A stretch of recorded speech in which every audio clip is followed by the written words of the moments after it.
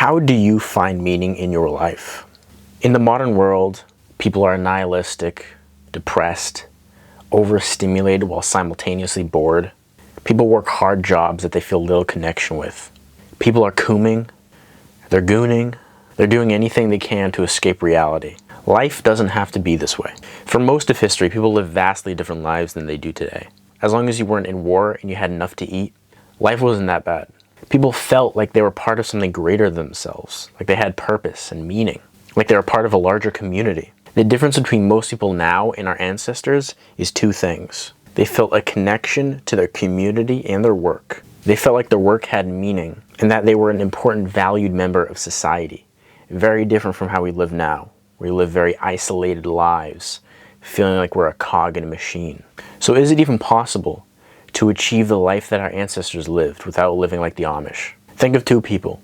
One's a billionaire that is solely focused on making money. He works hard, he destroys his body, he doesn't get enough sleep, doesn't eat the right foods, sacrifices his personal relationships. All he cares about is making money. He doesn't even really care about the business. The business is just a means to an end, as a way to acquire power and status. Versus a guy who's a goat farmer. He makes good money, but nowhere near the level of a billionaire. He sees the direct effect of his work and the lives that he touches with the food that he gives.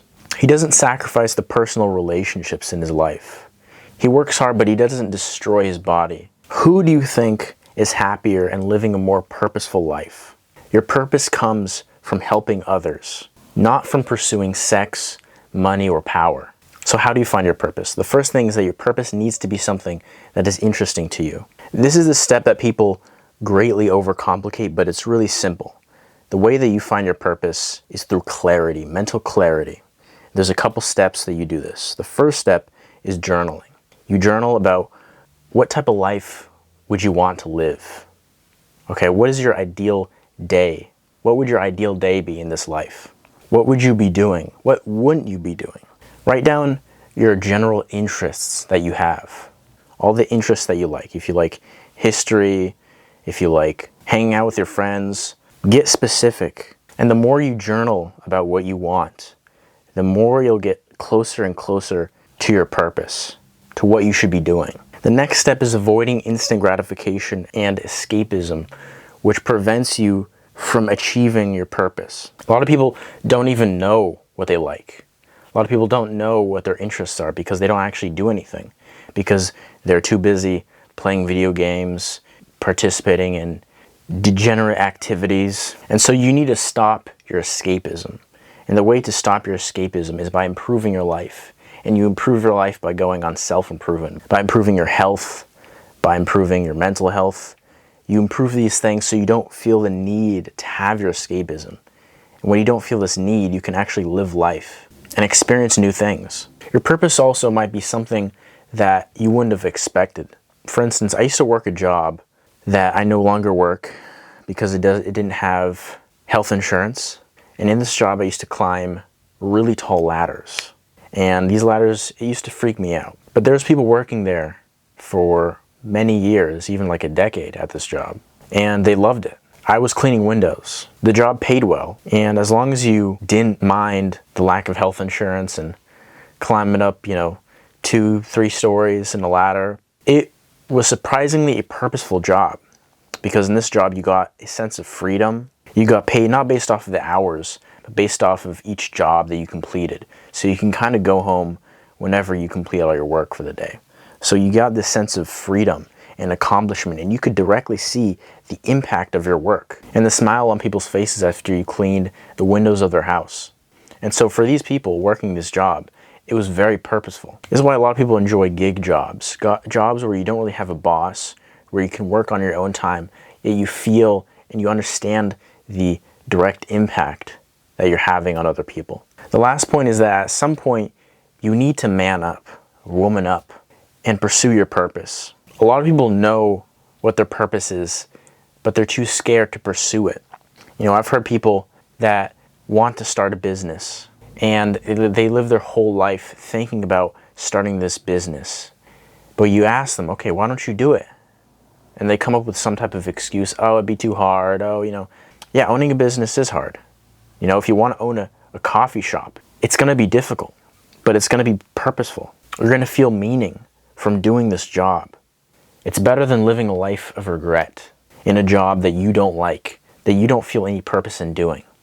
So at some point, once you've done the journaling, once you've done the self-improvement, the mental clarity, at some point, you just got to pursue it. Imagine working hard, being this successful businessman, making lots of money. And this day, you close a deal, and it's a massive deal, right? You're killing it at work. You feel great. You come home. You open your door, and silence. There's no one there. You live alone. You might kill it at work, but what you go home to is an empty apartment. You have no family. You don't really have many close relationships. Your love life is non-existent. As much as you might kill it at work, as much as you might be successful, you're always going to feel this emptiness if you don't have social relations, because a part of purpose is about connection. It's about helping other people. It's about having deep, intimate relationships. That's one of the main things that gives life meaning. So along with your work, you need to make an effort to spend time with your friends and family, to cultivate these relationships, rather than talking to your friends online on Discord or immersing yourself in escapism to distract yourself from the fact that you come home to an empty apartment. To find a relationship, you need to change your mindset to a passive mindset around dating to an active one, meaning you have to change your mind that a woman will just come to you, to you have to attract women. You have to go out of your way to be in a situation where women are. You have to be the man that women are attracted to. Love won't happen to you unless you pursue it. You need to get rid of this romantic mindset that you're just going to meet your wife at a coffee shop and it's going to be totally accidental and you're just going to have this spark and hit it off. You need to get rid of that. You need to actually pursue meaningful relationships. It's also beating a dead horse, but at some point you do have to get off the internet. If you're living your whole life on the internet, if your most enjoyable memories is playing video games, you don't have a real life. Let's be honest. All right? Like, go out with friends. Make an effort to do these things. Also, if you follow the previous steps and you still feel a sense of emptiness, it might be because you've fallen into nihilism, meaning you don't have any ideology or religion to follow. For all of human history, people have been religious. We are spiritual creatures. And you can totally be an atheist, but you have to have some type of ideology, some type of philosophy to live your life by. Otherwise, you're going to ask yourself, well, what's the point? What's the point? What's the point? And that's just not a good way to live life by, which is why I really believe in Stoicism. Whether you're religious or not, I think Stoicism is a good way to live your life by. If you're interested in Stoicism, I'm going to link one of my favorite books on Stoicism. It's a comprehensive overview of the philosophy. It's by Ryan Holiday. If you click the link, you'll help out the channel. You don't have to, but I'd definitely appreciate it.